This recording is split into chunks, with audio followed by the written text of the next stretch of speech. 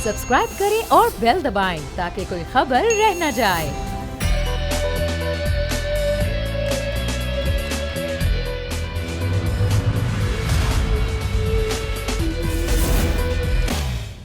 बिस्मिल्लाहिर्रहमानिर्रहीम, अस्सलामु अलैकुम। प्रोग्राम में मैं सुमैया रिजवान आपको खुश आमदीद कहती हूँ। नाज़रीन, वैसे ज़ाहिर आज ईद का तीसरा रोज़ है। ईद की गहमा गहमी कुछ थम चुकी है क्योंकि 2 रोज़ बाद आज़ाद कश्मीर के इंतखाबात होने वाले हैं। सबकी नज़रें वहाँ पर मरकूज़ हैं। क्या होगा? वैसे तो अगर देखा जाए तो माजी में यही हुआ है कि जिसकी वफाक में हुकूमत होती है वही आज़ाद कश्मीर में अपनी अपनी हुकूमत बनाता है, और ज़ाहिर पाकिस्तान तहरीक इंसाफ की यही कोशिश है कि उसी की हुकूमत बने। सूरत हाल क्या वैसी ही होगी जैसी माजी में रही या इस दफ़ा मुख्तलिफ होगी? और आज के दिन की मुनासबत से जो मेरे गेस्ट हैं वो भी बहुत स्पेशल हैं, मेरे फेवरेट भी हैं, आप सब भी उनको बहुत पसंद करते हैं। अंदाज़ बेबाक है, तज़िया भी उनका उतना ही बेबाक होता है। तो मैं तारुफ़ करवा देती हूँ। हमारे साथ मौजूद हैं मारूफ तज़ियाकार कॉलमिस्ट हसन निसार साहब। अस्सलाम वालेकुम हसन निसार साहब, ईद मुबारक।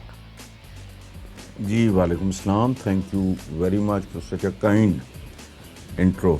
Thank you so much sir. Sir, ज़ाहिर है अब हम आज के दिन जो बात कर रहे हैं, 2 दिन बाद आज़ाद कश्मीर के आम इंतखाबात होने जा रहे हैं, लेकिन एक चीज़ जो मैं आज आपसे बात करना चाहती हूँ, पूरी इलेक्शन कैंपेन में हमने एक चीज़ देखी, वो थी एक दूसरे को गद्दार का अलक़ाब से नवाजना। चाहे वो PTI, चाहे पीपल्स पार्टी, चाहे नून लीग, जो भी अपनी इलेक्शन कैंपेन कर रही थी वो ये कहती हुई नज़र आई कि ये गद्दार है, इसने कश्मीर का सौदा कर दिया है। क्या हमारी इलेक्शन कैंपेन, ख़ास तौर पे जब हम आज़ाद कश्मीर की बात करते हैं, इतना सेंसिटिव ये एक मामला होता है, क्या इलेक्शन कैंपेन सियासतदानों की एक दूसरे को गद्दार किए बगैर कंप्लीट नहीं हो सकती आपके ख्याल में? नहीं, ये बुनियादी तौर पे कैरेक्टर की कमी है, मैच्योरिटी की कमी है, ग्रेस की कमी है। उसकी वजह है मैं बस सख्त ज़बान आदमी हूँ खुद ज़ाती तौर पे, लेकिन मैंने कई बार ये बात लिखी है कि 2 इल्ज़ाम मैं अपने इंतहाई नापसंदीदा तरीन आदमी के मैं नहीं कर सकता। एक, किसी को ये काफिर कहना, दायरा इस्लाम से खारिज करना, बंदा क्या, उसकी औकात क्या, एक ये, और दूसरा आप जब किसी को गद्दार कहते हो। मुझे कल परसों मेरा अपना एक YouTube चैनल है, उस पर एक सवाल आया मुझे कि ये इन्होंने मुल्क लूटा, ये किया, वो किया, तो इनको गद्दार क्यों ना कहा जाए। मैंने कहा इसलिए ना कहा जाए कि गद्दारी बदकारी की आखिरी किस्म है। ये बहुत बड़ा इल्ज़ाम है। बंदा जो है वो हवस ज़र में मुब्तला होकर लूट मार कर सकता है, पैसा लूट सकता है, दैट इज़ डिफरेंट।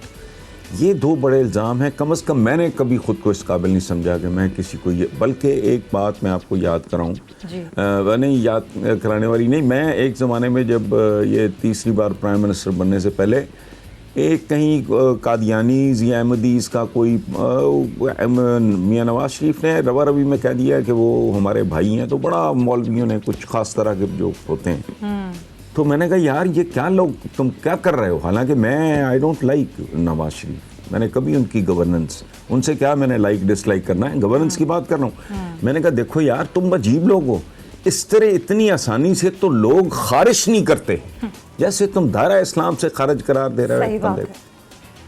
अब ये 2 इल्ज़ाम लगाना, ये सवाए इसके कि आपकी तरबियत अच्छी नहीं हुई, आपकी तालीम वाला नहीं है, आपके अंदर को ग्रेस नहीं है, वक़ार नहीं है, और वो 1001 इल्ज़ाम है भाई, वो लगा लो। लेकिन ये 2, ये नहीं, ये किसी और पे छोड़ दो। ये आप, और ख़ास तौर पे जो दायरा इस्लाम से खारिज फरमाते हैं, इनका तो हाल ही कोई नहीं। सो बेसिकली ये कच्चे पक्के किरदार हैं, ये फ्लूकिए हैं, ये डेमोक्रेसी या ये इंतखाब वगैरह तो इस मुल्क का वैसे ढोंग है। मैंने तो कभी इसको डेमोक्रेसी समझा ही नहीं। जिस मुल्क में 95% अवाम की नुमाइंदगी 0 भी ना हो असेंबली में, तो आप एक जुगाड़ लगा के, आप एक ढोंग करके, आप एक ड्रामा नौटंकी रचा के आप बेवकूफ़ किसी और को तो बना लें। मैं तो नहीं बनता, मैं उसका बिगाड़ कुछ नहीं सकता, लेकिन एटलीस्ट मैं दिल के अंदर तो इस गंदगी और गलाजत को बुरा कह सकता हूँ। तो ये तो हमारी है ही नहीं। आप आज़ाद कश्मीर की बात कर रहे हो, इस्लामाबाद जिसको ये मुकद्दस ईमान कहते हैं, वो तो मछली मंडी से बदतर होता है, बदबूदार होता है, वहाँ कौन कौन सी ज़बान इस्तेमाल नहीं होती, इसलिए इन पे तो वेस्ट ऑफ टाइम है इनफैक्ट। सही कह रहे हैं आप। करना भी आप कश्मीर, ज़ाहिर हम कश्मीर के इलेक्शन पर बात तो करेंगे, लेकिन अभी आपने बात की ना कि मुक़द्दस ऐवान पार्लियामेंट का वो कैसे मछली बाज़ार बना हुआ होता है। कुछ ही दिन पहले मैं आपका एक कॉलम पढ़ रही थी, उसमें आपने लिखा सियासतदान और बदज़ुबानी। ये बदज़ुबानी जो होती है, जब आप किसी के ख़िलाफ़ कोई ऐसी ज़ुबान इस्तेमाल करते हैं जो अपने लिए आप अच्छा नहीं समझते, लेकिन आप वो इस्तेमाल करते हो। पिछले दिनों जो कुछ पार्लियामेंट में हुआ, हसन साहब, बच्चा बात कर रहा है। जब मेरे अपने बच्चों ने मुझसे पूछा कि ये अम्मा वो जगह है ना जहाँ सियासतदान बैठते हैं, और ये दूसरे से किस तरह की बातें कर रहे हैं, अम्मा क्या हुआ है? क्योंकि आपको पता है न्यूज़ चैनल्स में आप हेडलाइंस में एक चीज़ बार बार दिखाई जा रही होती है। मैं तो शर्मिंदा हो गई, लेकिन मुझे लगता है हमारे सियासतदान कभी शर्मिंदा नहीं होते हसन साहब। नहीं, देखें आपको एक बात बताऊं, बहुत सीनियर मैं उन फौत हो गए हैं, मैं उनका नाम नहीं लूँगा जी। मैं ये बेसिकली आपकी भी एजुकेशन के लिए है। जी जी मैं वो थे सराइकी बेल्ट के एक बड़े मशहूर नेक नाम सियासतदान, जी। और वैसे भी बड़े वेरी गुड लुकिंग इम्प्रेसिव बुजुर्ग थे वो। तो इस तरह सियासत पे बात करते हुए, उस ज़माने में लाहौर का शीज़ान मौजूद था, अब तो शीज़ान मिटा गया है, होटल की बात कर रहा हूँ, रेस्टोरेंट की। तो मुझे कहते हैं, चूँकि सराइकी बैकग्राउंड था उनका, तो मुझे कहते हैं कि बेटा एक बात याद रखना, पाकिस्तान की सियासत 3 लफ्ज़ों में मैं तुम्हें समझा देता हूँ। मैंने कहा जी फरमाएं। कहते हैं अकीना थकीना चकीना। अब मुझे नहीं पता आपका क्या आप पंजाबी से फेमिलियर हो या नहीं, कि उकताना नहीं, थकना नहीं, झिझकना नहीं। किन चीज़ों से? खुशामद से, चापलूसी से, झूठ से, काम चोरी से, हराम खोरी से, एक्सप्लॉयटेशन से। उन्होंने एक लंबी फहरिस्त, उन्होंने कहा शर्म हया नाम की अगर कोई चीज़ आपके इर्द गिर्द भी पाई जाती है तो you are not going to succeed as a politician. ये उनका तो ये बेसिकली आप देखते हो तो रोज़मर्रा की बात है, इसमें कोई ऑब्जर्वेशन देने की, कोई जजमेंट देने की, कमेंट करने की ज़रूरत नहीं है। इनकी जितनी परफॉर्मेंस है वो आप लोगों के सामने है, और आप 70 साल से तो भुगत ही रहे हो। सही कह रहे हैं आप। अच्छा चलें, यहाँ तो आपने बड़े अच्छी तरीके से समझा दिया हमारे व्यूअर्स को भी। आज़ाद कश्मीर के इलेक्शन वापस आते हैं। हसन साहब, क्या होने जा रहा है इस बार? वही होगा जो माजी में होता रहा या कुछ और मुख्तलिफ होगा? क्या जो पहले से बातें की जा रही हैं, धांधली का शोर भी मचाया जा रहा है, वो तो अब एक वतीरा ही बन गया है कि इंतखाबात से पहले धांधली का शोर मचाते रहो। लेकिन तहरीक इंसाफ क्या लग रहा है आपको हुकूमत बनाती हुई? क्योंकि सवाल मैं इसलिए कर रही हूँ कि पिछली ज़िमनी इलेक्शंस में जो जिस तरह शिकस्त हुई है तहरीक इंसाफ को, तो ये इंतखाबात बड़े अहम हैं। क्या लग क्या रहा है आपको, क्या होगा? देखिए, मेरा ज़ाती ख्याल ये है कि इसमें जो आप बात कर चुके हो पहले जी, कि आज़ाद कश्मीर की एक हिस्ट्री है, जैसे इंडिविजुअल्स की हिस्ट्री होती है, उनका एक ट्रैक रिकॉर्ड होता है, इसी तरह इलाकों का भी एक मिजाज होता है, एक रिवायत होती है। वो जिनकी गवर्नमेंट हो मरकज़ में, वफाक में, वो उधर ही जाया करते हैं। और मेरा ज़ाती ख्याल ये है कि ज़्यादा पॉसिबिलिटी इसी बात की है जो आप ख़ुद पॉइंट आउट कर चुके हैं। और दूसरी बात ये है कि अब जो है ना, बड़ी पॉजिटिव किस्म की वाइब्स आ रही हैं। मैं आज़ाद कश्मीर से तो आई एम नॉट फेमिलियर, लेकिन मैं पंजाब में जहाँ बहुत ज़्यादा गुस्सा या जिसे कह लें आप अफसोस या दुख या इस्तराब पाया जाता था, वहाँ भी अब लोगों ने एक फीलिंग सी है। I hope I am right, मुझे नहीं पता, मुझे महसूस हो रहा है कि एक पॉजिटिव सी एक फ़िज़ा में जो एक नहीं होती, एक फ़ील, मेरी फ़ील ये है कि यहाँ भी पॉजिटिव वाइब्स हैं पीटीआई के बारे में। और इलेक्शन के बारे में तो जो आपने कहा, मैं आपसे इत्तेफाक करता हूँ। चलें, let's put it this way. बिल्कुल सही। तो होता ये है कि इसका भी ना एक पता चल जाता है कि आज़ाद कश्मीर में जिसने हुकूमत बनाई, ये अगले इलेक्शन का एक वो होता है कि जी अगले इलेक्शन में भी पिक्चर जो है वो क्लियर हो जाती है। तहरीक इंसाफ के बारे में आप क्या कहेंगे? ज़ाहिर है ये एक ऐसी जमात जिसके साथ बहुत सारी होप्स, उम्मीदें, वो जमात जब इक़्तिदार में आई तो बहुत सारे वादे, अपने 100 दिन की कारकर्दगी, फिर रियासत मदीना की बात, जिसकी बार बार वज़ीर आज़म इमरान खान साहब आज बात करते हैं, बिलाशुबा बेहतरीन लीडर हैं, लेकिन जो पूरी जमात की अगर बात करें, जिस तरीके से हुकूमत कर रही है तहरीक इंसाफ, आप तय है कि अगली बार क्या होगा? क्या एक दफ़ा फिर अवाम इनको देंगे चांस?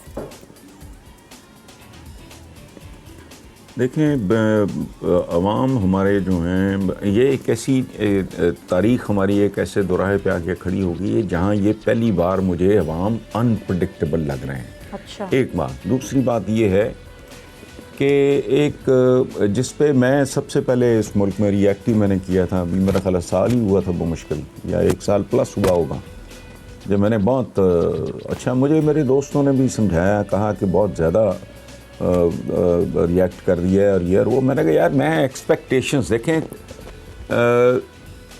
तवक्कुआत जो है ना, एक बड़ा खूबसूरत मिसरा है, हमारे दोस्त हैं शुएब बिन अजीज़, उनका, मुझे उसने तवक्को से ज़्यादा मार डाला। अच्छा, मैं अगर इतनी परफॉर्मेंस एक्सपेक्ट कर रहा था तो वो इतनी भी मुझे दिखाई नहीं दी, तो ज़ाहिर है मेरा रिएक्शन, मैंने आपको पहले भी बताया कि मैं कोई थोड़ा इमोशनल आदमी भी हूँ, तो मैंने रिएक्ट किया। अच्छा, अब प्रोब किया, सोचा, 2 प्रॉब्लम्स हैं। एक तो ये सही मानों में वहाँ इमरान के साथ एक धोखा हुआ, उसको तासुर यही मिलता रहा, पोस्टर बॉयज़ जो थे, जो 1 2 3 कि बड़ा कोई होमवर्क हो रहा है, जबकि कुछ भी नहीं हो रहा था। जब इमरान चूँकि बिलीव करने वाला बंदा है, जो उसकी बेवकूफ़ी थी, उसको नहीं करना चाहिए था, उसको वेरीफाई करना चाहिए था। एक ये, दूसरा जो मटीरियल इर्द गिर्द था वो जुल्फ़कार अली भुट्टो की तरह अनाड़ियों का था। अब भुट्टो की कैबिनेट अगर आप रिकॉल करो तो खुर्शीद हसन मीर, मुबशर हसन, वो इफ्तिखार तारी, पता नहीं कैसे कैसे, मौलाना कौसर नियाज़ी, ये शेख रशीद, ये वाला शेख रशीद नहीं, वो जो बुजुर्ग वाले थे, वो कम्युनिस्ट टाइप जी, तो ये लोग थे। अच्छा, पहले उस वक्त हमारी पॉलिटिक्स करप्ट और वल्गर नहीं हुई थी, इसलिए बेसिकली वो बदयानत लोग नहीं थे, सिर्फ अनाड़ी थे। एंड ऑन टॉप जो टॉप पे बंदा था जुल्फ़कार अली भुट्टो, वो he was a political genius, वो पाकिस्तान का मकबूल तरीन वज़ीर ख़ारजा, उसका एक्सपोजर था, उसके पीछे ख़ास तरह की तालीम थी, उसके पीछे उसका ख़ास तरह का सियासी किस्म का ख़ानदानी पस मंज़र था। इसलिए बहुत जल्दी वो टीम जो है एक्सेप्ट हो गई और बहुत तेज़ी से उन्होंने सीख भी लिया। Doctor Mubashir Hasan was an engineer, एक शरीफ आदमी थे, पढ़े लिखे थे। अच्छा, खुर्शीद हसन मीर थे पिंडी के, अच्छा, उनका तो कोई ऐसा एक्सपोजर नहीं था, लेकिन वो पढ़े लिखे थे। तेज़ी से एक सिखाने वाला खुद बहुत घाघ और तजर्बाकार था, सीखने वाले पढ़े लिखे थे, और बदयांती का, खबासत का, नजासत का, ये डकैती का, चोरी का, ये कल्चर था ही नहीं। मैंने अपनी आंखों से इफ्तिखार तारी, अल्लाह उन्हें गरीक रहमत करे, वो ज़रा ना एग्रेसिव टाइप आदमी थे, तो बड़ा वो जी लाहौर के बड़ा वो गुंडा टाइप और ये वो इस तरह का तासुर था उनके बारे में। मैंने उस आदमी को वैगनों के इंतज़ार में बेटा धक्के खाते देखा है लाहौर शहर में। सही क्या था खुर्शीद हसन मीर के पल्ले? मुबशर हसन साहब की अभी डेथ हुई, डॉक्टर मुबशर हसन की, मेन बुलेवार्ड पे उनका बहुत बड़ा घर था। मैंने नहीं पिछले 20 साल में, मैं पेंट की बात नहीं कर रहा, सफ़ेदी भी होते नहीं देखी। उनकी तो खैर औलाद भी नहीं थी, लेकिन यहाँ जिनकी औलादें नहीं भी होती उनकी हवस भी ठिकाने नहीं रहती, पागल हो जाते हैं। ये कल्चर ज़ियाउल हक ने थ्रू नवाज शरीफ इंट्रोड्यूस कराया था। अदरवाइज आप अगर पाकिस्तान की तारीख उठा के देखो, निकम्मे हैं, नलायक हैं, फलाना है जी, ये फ्यूडल्स हैं, इस तरह का था गंद। लेकिन आपको बदयांती भुट्टो की कैबिनेट पे, भुट्टो को सजाए मौत दे दी, कत्ल डाल दिया उस पे ज़ियाउल हक ने। बेईमान और खाइन तो वो भी ना कह सका। ये पाकिस्तान की सियासत में ये इसका मूजद है। बेसिकली ये डिज़ाइन तैयार किया था ज़ियाउल हक ने, उसमें रंग भरा और मशीन बनाई फिर नवाज शरीफ ने। सही। उसने पूरे का पूरा सिस्टम, चंद टर्म्स हैं जो मैंने यूथ में सुनी नहीं थी। आई वॉज ओनली 21-22 जब मैंने जर्नलिज्म शुरू किया है। रोज़नामा धनक अपने ज़माने का पॉपुलर तरीन मैगज़ीन था, उससे तो मैंने तो कभी लिफाफा जर्नलिज्म का लफ्ज़ ही नहीं सुना था, कब्ज़ा ग्रुप का लफ्ज़ ही नहीं सुना था। ऐसे बेशुमार, उस वक्त तो रिश्वत होती थी, छोटी मोटी, लेकिन उसको स्पीड मनी कोई नहीं कहता था।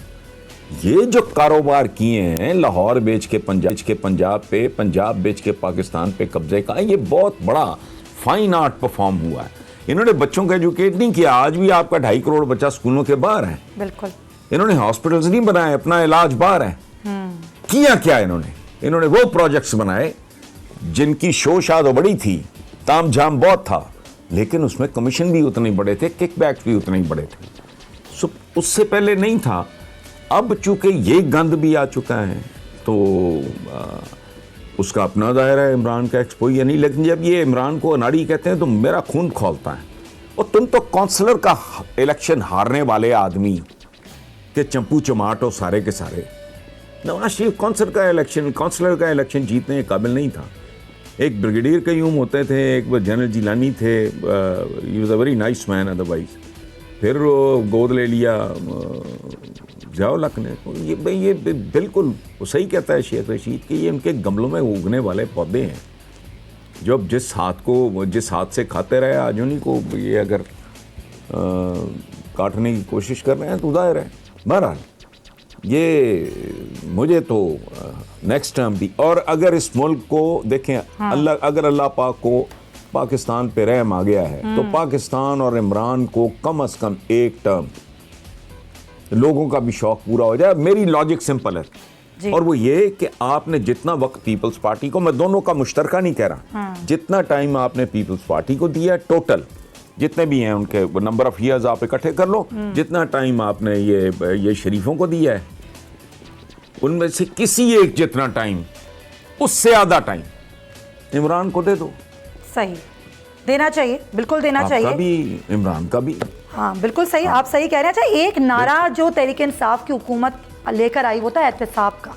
एहतसाब करेंगे, एहतसाब होना भी शुरू हुआ, गिरफ्तारियां भी हुई, केसेस भी चल रहे हैं, उसके बाद जमानतें भी हो गई, हाई कोर्ट्स के फैसले, सुप्रीम कोर्ट की जजमेंट, सब कुछ हमारे सामने है निसार साहब। अच्छा, एक नैरेटिव है जो हुकूमत बनाती है और एक नैरेटिव जो अपोजिशन का है। अपोजिशन ये कहती है ये कोई एहतसाब नहीं है, ये सिर्फ इंतकाम है, ये नैब को सिर्फ सियासी इंतकाम के लिए इस्तेमाल किया जाता है। एक जुमला है, पैटर्न जो कि हम सुनते आए। अब एहतसाब हो रहा है, हुकूमत का एक नैरेटिव ये है कि जी एहतसाब हो रहा है इसीलिए इनकी चीखें निकल रही हैं। आपके ख्याल में एहतसाब हो रहा है या ये सियासी इंतकाम हो रहा है? देखो, ये इस पर 2-3 हिस्से हैं। पहली बात तो ये है कि हमारे मुल्क में चूँकि रिसर्च का कोई सीरियस काम का रिवाज नहीं है, ये यकसा निसाब तालीम से लेके एहतसाब तक, बल्कि वो फारूक लगारी सदर थे, उन्होंने बैन कर दिया। और वो डॉक्टर नहीं है हमारे, एक सलमान सिंगर जी, वो आए तो मैंने उनको लिख के दिया, इंतखाब नहीं एहतसाब वरना खूनी इनकलाब। ये एक पूरा गीत था, वो रिकॉर्ड हुआ। ये जो डॉक्टर हैं सलमान जी। और बड़े पॉपुलर सिंगर। अच्छा, ये और यकसा निसाब तालीम, मेरे आप 26 साल 27 साल पहले के कॉलम्स देखें पीटीआई के। अच्छा, उसके बाद जो मैंने पीटीआई ज्वाइन की, सारे इंजेक्शन लगाए हुए मेरे अपने हैं, मुझे बहुत अजीज़ हैं इसलिए। बहरहाल सही। अब चलते हैं आप इस तरफ के पाकिस्तान का जुडिशल सिस्टम है क्या? क्रिमिनल जुडिशल ये है क्या? ये 2 लफ्ज़ों में है, it protects the rich, it punishes the poor. Pakistan लुट गया, मैं किसी का नाम नहीं लेता, लेकिन ये तो हकीकत है ना कि डेड बॉडी पड़ी है, आपकी इकोनॉमी की लाश पड़ी है, तो किसी ना किसी तो खाया नोचा ना। मैं नहीं नाम ले रहा किसी का, वो कौन थे जो इक़्तिदार में रहे, कोई नाम नहीं ले रहा मैं। अच्छा, आप पाकिस्तान की सारी जेलों का सर्वे करो, जो बंदे ये माली बदउनवानी के सिलसिले में जेलों में है, उनका साइज देखो क्या है, उनकी माली बदउनवानी का साइज क्या है। वो मुर्गी चोर है।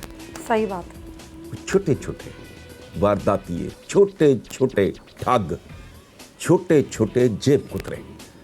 पाकिस्तान का क्रिमिनल जस्टिस सिस्टम जो है, इट प्रोटेक्ट्स द रिच। अच्छा, बात सुने, मैं कितना ही सच्चा हूँ, अच्छा मेरा हरीफ कितना ही झूठा है, उसका करोड़ों का वकील खड़ा है, मेरा एक टटपूंजिया बेचारा। सही बात है। और वकील महंगा और सस्ता क्यों होता है, पहले मुझे बताएं।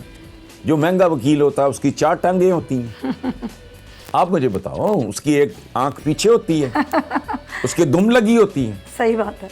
या उसे मां ने नहीं जना होता, वो खरबूजे में से निकला होता है, ऐसा नहीं है। ऐसा नहीं। वो महंगा होता ही इसलिए है कि वो सच को झूठ, झूठ को सच कर सके। यही उसकी बेसिक क्वालिफिकेशन होती है ना, जिसका वो करोड़ों रुपया लेता है, अदरवाइज क्या बात है। अच्छा, सो आपका सारा ये जो एनवायरनमेंट है, इमरान जो कभी कभी ना डेस्परेट होके, रियासत मदीना तो खैर एक सिंबॉलिक बात है, वो लोग पता नहीं उनको समझ आ रही है कि नहीं आ रही, वो एक सिंबॉलिक बात है। रियासत मदीना के लिए तो शाह मदीना की जरूरत है भाई, और ताजमहल चाहिए तो शाहजहां चाहिए। सो ये एक सिंबॉलिक बात है, शाह मदीना होंगे तो रियासत मदीना वजूद में आएगी, एक सिंबॉलिक, ये ख्वाब है। अच्छा, अब ये जो आप बात कर रहे हो ना इख्तिसाब वगैरह वाली, ये तो आपका तो सिस्टम नहीं। वो जो डेस्परेट होके कभी बात करता है ये चाइनीज सिस्टम की, कभी फलां सिस्टम की, वो क्या है? इमरान से बेहतर इस वक्त तो कम से कम कोई नहीं जानता ये मुल्क है क्या और चल क्या रहा है। ये रिंग रोड का जो स्कैंडल आया है, ये बंदे का सांस ऊपर का ऊपर, नीचे का नीचे। मुहावरा ये है कि जो लोग होते हैं बदबख्त और कमबख्त और लानती, ये अपनी एक बोटी के लिए दूसरे का बकरा बर्बाद कर देते हैं। हमारे यहाँ इस मुल्क में अब ये हराम खोरी का कल्चर यहाँ आ चुका है कि लोग अपनी एक बोटी के लिए पूरा रेवड़, एक बकरा नहीं 500 बकरों का रेवड़ वो ज़िबा कर देते हैं। सो इसमें हुकूमत क्या कर सकती है? अब या तो फिर अब मेरे जैसा बंदा, मैं तो कहता हूं पूरे निज़ाम को तेजाब से गुस्ल दो। सही। मैंने एक दफ़ा अमेरिका के कुछ शहरों में जाके लेक्चर्स वगैरह दिए थे, बड़ी देर ये वायरल रहा है कि तेजाब से गुस्ल दो। और ये जो रिंग रोड का जो केस आया, ये फायरिंग स्क्वाड के केस हैं, लेकिन नहीं, यहाँ ढोंग होंगे, पेशियाँ होंगी, ये आ रहा है, वो जा रहा है, ये तारीख पड़ गई सही कह रहे हैं है, आप। ये तो निजाम को तेजाब से गुस्ल देने वाली सूरत हाल हो कभी पड़ गई है। सही कह रहे हैं आप। पेशियाँ होती रहेंगी, तारीखों पे तारीखें होती रहेंगी। इस निज़ाम को तब्दील करने की ज़रूरत है। ब्रेक हम लेंगे, वापस आएंगे। कुछ इस सिस्टम को तब्दील करने के लिए जो हुकूमत की कोशिशें हैं उस पर ही बात करेंगे, और अफगानिस्तान की सूरत हाल पर हसन निसार साहब से गुफ्तगू करेंगे इस ब्रेक के बाद।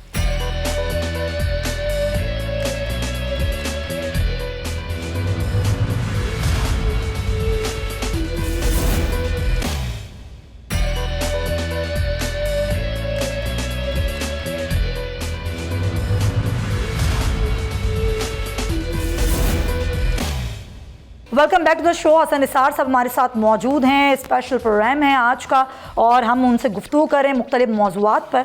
और ब्रेक से पहले हसन साहब जो गुफ्तगू हो रही थी, आपका जुमला जो कि आपने ख़ुद कहा कि ज़ाहिर है ये तो सिस्टम ऐसा है कि इसको तेज़ाब से गुस्ल दिया जाए, ये एकदम से तब्दील होने वाली चीज़ नहीं है। ठीक है, हुकूमत कोशिशें कर रही है। अब हुकूमत कानून साजी करने की भी कोशिश कर रही है। अगले आम इंतखाबात के लिए भी वो चाहती है कि इलेक्शन रिफॉर्म्स हो जाएँ। वो चाहती है कि कुछ ऐसा तरीक़ेकार आ जाए जिस पर कोई धांधली का शोर ना मचाए।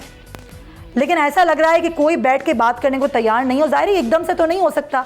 यहाँ पर तो हमने इलेक्शन कमीशन से भी बात की और मुख्तलिफ लोगों से इस मौजू पर बात की, तो वो सब यही कहते हैं कि ये इतना टाइम नहीं है। टाइम नहीं है कि बात नहीं, आप क्या समझते हैं कि अगर एक शख्स बात कर रहा है तो वो कितनी इंपॉर्टेंट है कि वो चीज़ तब्दील करना चाहता है, मामले को चेंज करना चाहता है। देखें, आपको मैं एक बुनियादी बात बताऊं, पाकिस्तान इस्लाहात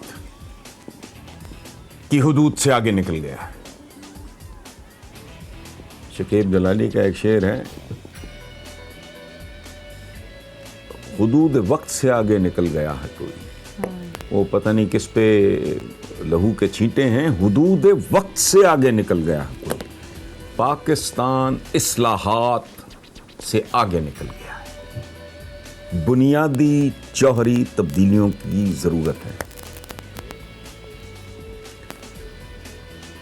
अब उसको मैं थोड़ा सा 2-4 जुमलों में आपको एक्सप्लेन कर देता हूँ। क्या इंतखाबी भाई, क्या इस्लाहात? ज़्यादा ज़्यादा ये है कि तुम रोक लोगे कि जी वोट में 2 नंबर ही ना हो।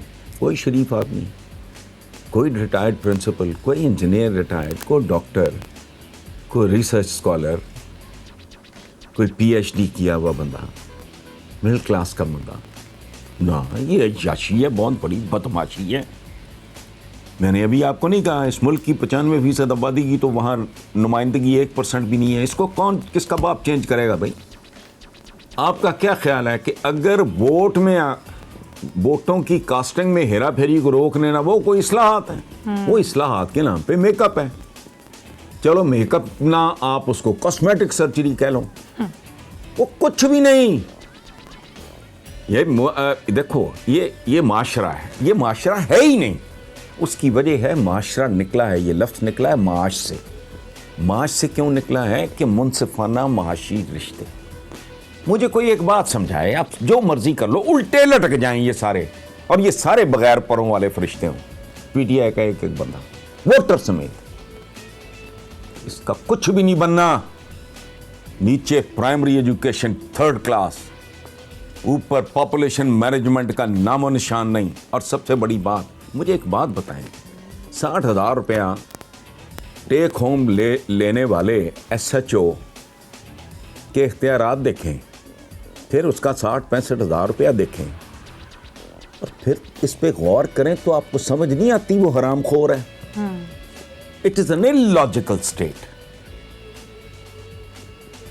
मेरी रियासत doesn't make any sense to me. How can you? सही।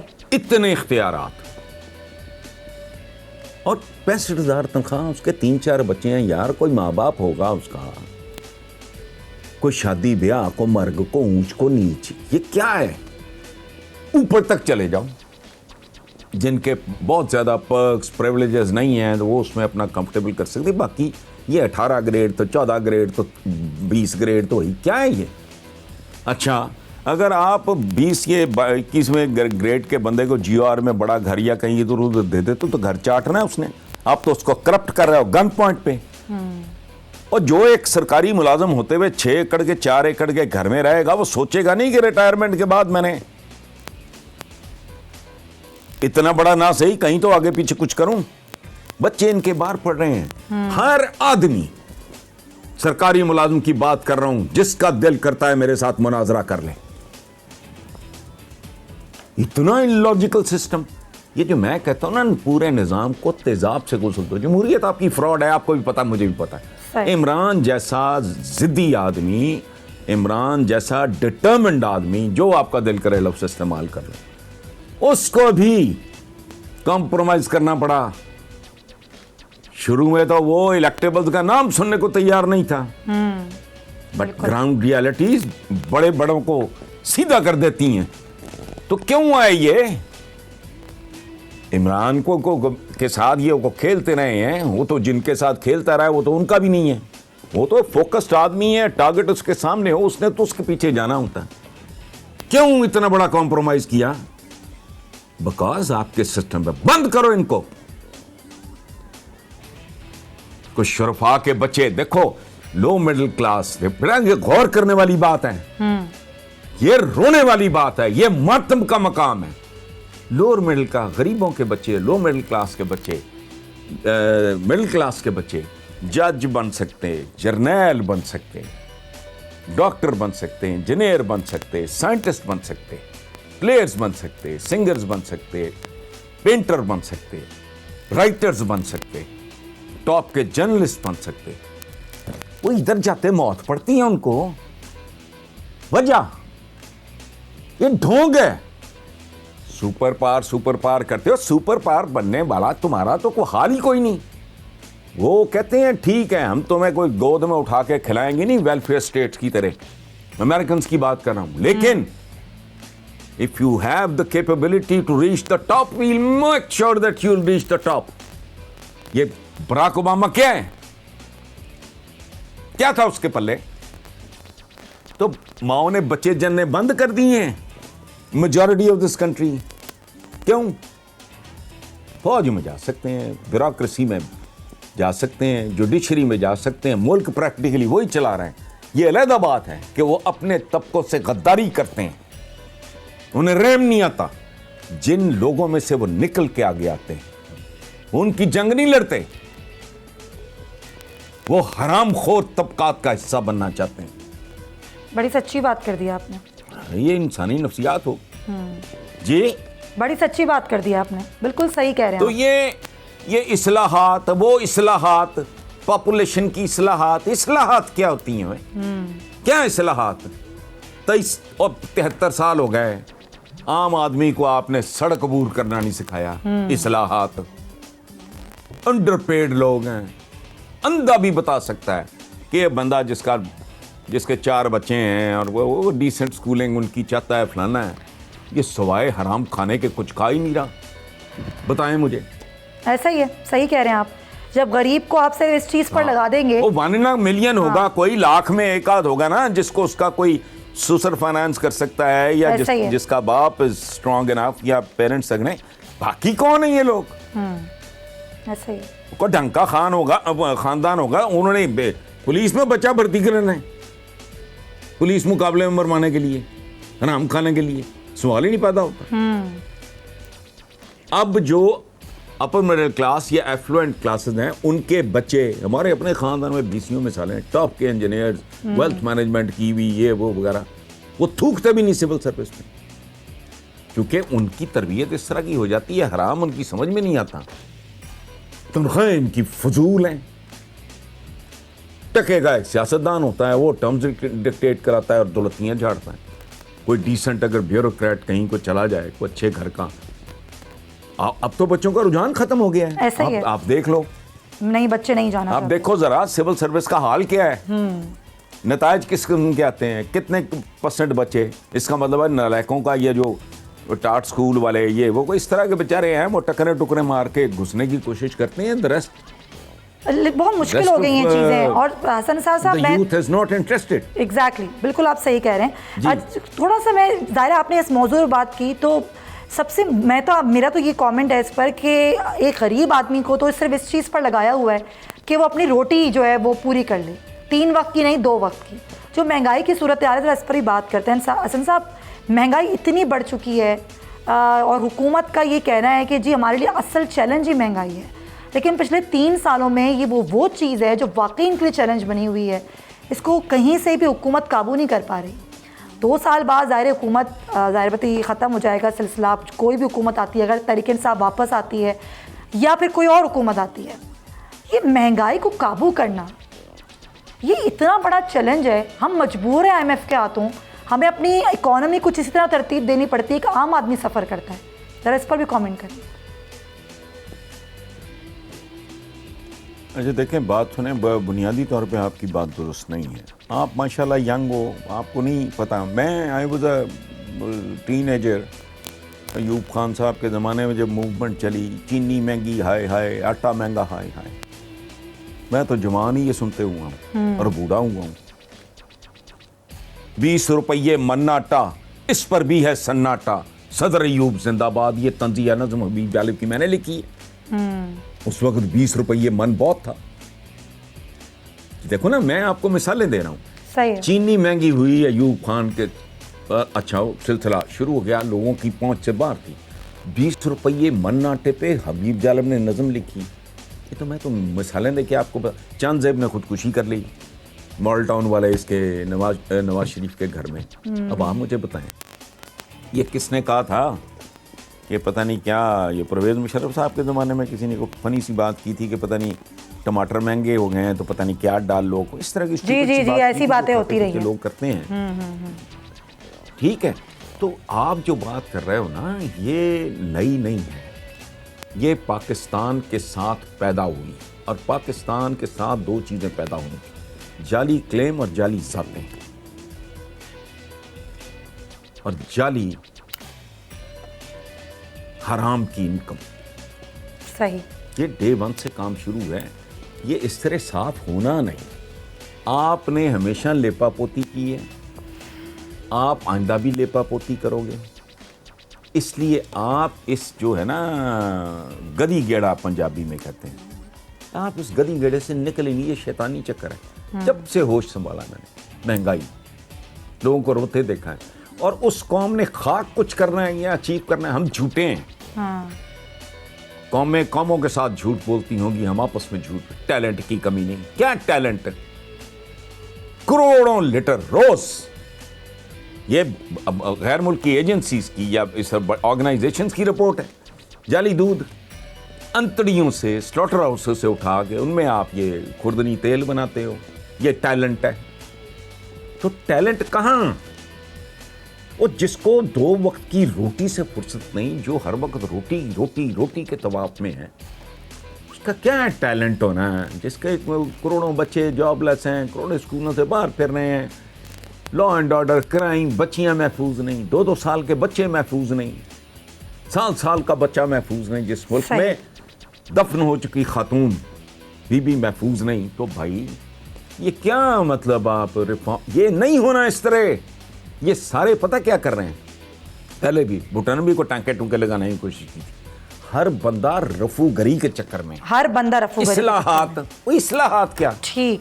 आप शफीकुर रहमान की एक किताब है, उनका एक कैरेक्टर है बड़ा खूबसूरत, रूफी। वो बच्चा जाता है, जज साहब का पता नहीं पोता है क्या है, वो अंकल कहता है, अंकल मेरे ना ये ट्यूब, मेरा साइकिल फिर पंक्चर हो गया, मेरे ट्यूब पे मेरे इसमें पंक्चर लगा दो। सही है। अच्छा, वो अंकल जो है वो जरा ज़हीन है, वो ट्यूब निकाल के कहता है, नन्हे मियाँ सारे पंक्चर मेरे लगे हुए हैं, अब तो पंक्चर लगाने की भी जगह नहीं रह गई, कहो तो ट्यूब पे ट्यूब चढ़ा दूं। सही समझ आई? जी जी जी। इस मुल्क की ट्यूब पे अब पंक्चर नहीं लग सकता। सही है, ठीक है। टाइम जाया करना है और कर लो। सही। ब्रेक लेते हैं। हसन निसार साहब मौजूद हैं हमारे साथ। हम कोशिश करेंगे प्रोग्राम के आखिरी हिस्से में कुछ हल्के फुल्के मौजूआत पर भी गुफ्तगू कर सकें। हमारे साथ रहिए।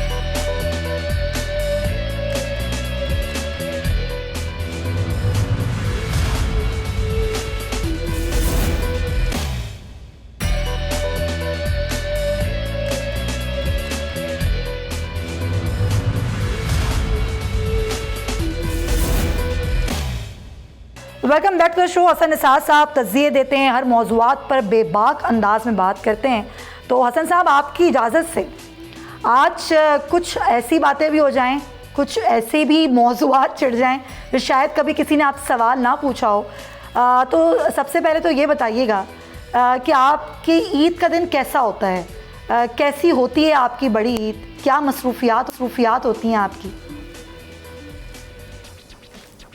मैं आपको सच्ची बात बताऊं, मेरा हर दिन ही एक जैसा होता है। मेरा वो ज़ाती तो for the last so many years घर से बाहर मैं जाता नहीं हूँ, सोशलाइज मैं बिल्कुल नहीं करता। मेहमान आ जाएं, को मिलने आ जाएं, मोस्ट वेलकम, वो आए रहते हैं को लोग।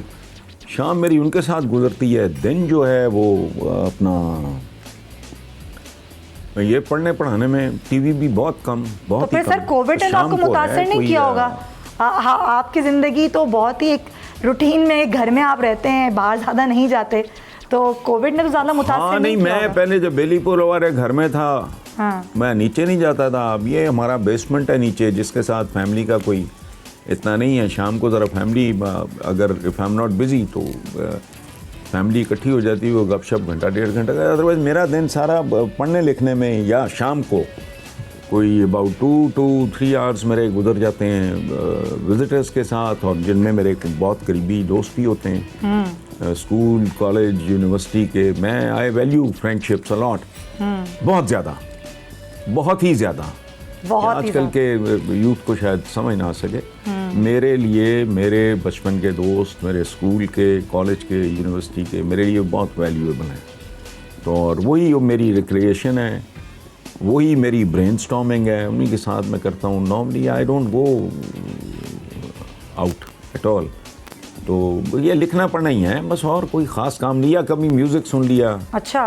कोई पुरानी मूवी, अब तो मैं हॉलीवुड की मूवीज़ भी नहीं देखी जाती, पहले मैं बचपन में था। कैसा म्यूज़िक तो पसंद उधर करते भी हैं? स्पेशल इफेक्ट्स और गांदबला कुछ भी नहीं। मुझे पुराना सारा, मुझे उधर भी ना वो लुलू वगैरह, I only live because you love me, इस टाइप के, को फ्रैंक सिनाट्रा, को एल्विस प्रेस्ली, उस जमाने के। अच्छा। व्हेन आई वाज यंग, मैं उधर ही मेरी सुई फंसी हुई। इंडिया में भी मेरा वो अच्छा। दलीप साहब, अभी अल्लाह उनको वरी की रहमत करे, जी, मैंने आपके कॉलम्स पढ़े हो गए, राज कपूर साहब, देवानंद साहब, गुरुदत्त वगैरह, वो उनका पाकिस्तान में संतोष भाई थे, क्या सुभान अल्लाह, ऐसा चेहरा ही दोबारा जिंदगी में। उन्हीं के छोटे भाई थे, दर्पण साहब थे, सुदीक साहब थे। जी। तो इस तरह के ताले साहब थे ये। वो इंडिया का भी फिल्म बहुत घटिया है, यहाँ का भी, हॉलीवुड का भी हाल बुरा है, चूंकि वहाँ बहुत ज़्यादा टेक्नोलॉजी आ गई है। अब आपको सनफ्लावर या हंचबैक ऑफ नॉटर डैम वो नहीं आपको, या वाइकिंग्स नहीं आपको देखने को मिलती है मोस्टली। सही कह रहे हैं, उसमें स्पेशल इफेक्ट्स और पता नहीं क्या क्या अवतार ही अवतार है बस। सही कह रहे हैं। अच्छा, दिल की बात किससे करते हैं? दोस्तों से करते हैं, फैमिली से करते हैं? मैं लेवल देख के करता हूँ। देखिए ना, दिल की बात, मैं माय डॉटर इज़ माशाल्लाह, उसने अभी मास्टर्स किया है मास कम्युनिकेशन में, माशाल्लाह। तो उसकी एज के मुताबिक मैं उससे बात कोई करनी हो शेयर कर लेता हूँ। अपनी अहलिया से मैं उसकी, ये बंदा शेयर करता है ये देख के कि जो मुकाबिल है वो ये सहार सकता है, इसका बोझ उठा सकता है। ठीक है ना, लेवल होता है ना। अगर मैंने प्रोफेशनल कोई बात करनी है तो ऑब्वियसली, तो बेटी मेरी ने मास्टर्स किया, मुझसे तो वो बहुत काबिल है, लेकिन उसको तो कोई एक्सपीरियंस तो है नहीं, एक्सपोजर तो है नहीं, अभी तो यूनिवर्सिटी से निकले, तो एकेडमिकली माशाल्लाह मुझसे बहुत आगे। मुझे तो सेल फोन भी नहीं ऑपरेट करना आता। तो जाहिर है डिपेंड करता है आप क्या शेयर करना चाह रहे हो, ठीक है ना। तो अगर आप if you not feeling well, तो ऑब्वियसली आप अपने बच्चों के साथ नहीं शेयर करोगे कि यार ये डिमोरलाइज ना हो जाए। प्रोफेशनल बात है, कोई और तरह का मसला है, डिपेंड करता है। कुछ चीज़ें सिर्फ दोस्तों के साथ शेयर करने वाली होती हैं। माँ बाप रहे नहीं, कुछ चीज़ें बंदा अहलिया के साथ इसलिए भी शेयर नहीं बंदा करता कि यार ये परेशान ना हो या पैनिक ना कर जाए। हाँ, डिपेंड करता है। ये नहीं कि उसमें कोई भरोसे की कोई कमी बेशी या ज्यादती होती, नहीं, हरगिज़ नहीं। अब मैं, माई यंगेस्ट सन, मेरा बड़ा बेटा हातिम है, आशिम छोटा, तो जाहिर है उनके साथ मेरा तो प्यार मोहब्बत इश्क वाला ताल्लुक है, लेकिन हम कई चीज़ें हैं जो उनके तो सर से गुजर जाएंगी ना। सही कह रहे हैं आप। वो इतनी प्रोटेक्टेड लाइफ गुजार रहे हैं, उनको तो समझ ही नहीं। मैं अब अपने सिक्योरिटी के प्रॉब्लम डिस्कस करने बैठ जाऊँ बच्चों के साथ, तो नहीं समझ आएगा उनको, पैनिक करेंगे ना। हाँ बिल्कुल बिल्कुल। हसन निसार साहब, नहीं समझ आएगा, बहुत शुक्रिया आपका सर, बहुत शुक्रिया, जो बहुत मज़ा आया आपसे गुफ्तगू करके और बहुत अच्छा टाइम आपके साथ गुजरा। बहुत शुक्रिया आपके कीमती वक्त का। नाज़रीन, इसके साथ ही प्रोग्राम का वक्त ख़त्म होता है। आप अपना बहुत ख्याल रखिएगा, फीडबैक देना बिल्कुल मत भूलिएगा, और ईद के रोज़ में भी अपने आप ज़रूर आप ख्याल रखें, मास्क भी लगाएं और सोशल डिस्टेंसिंग भी करें, और जो हुकूमती हिदायत हैं उन पर अमल करें, और अपने प्यारों के साथ आज आखिरी ईद का रोज़ है वो मनाइए, और इसमें जो दूसरे लोग हैं उनको भी ज़रूर याद रखिए। अल्लाह हाफ़िज़।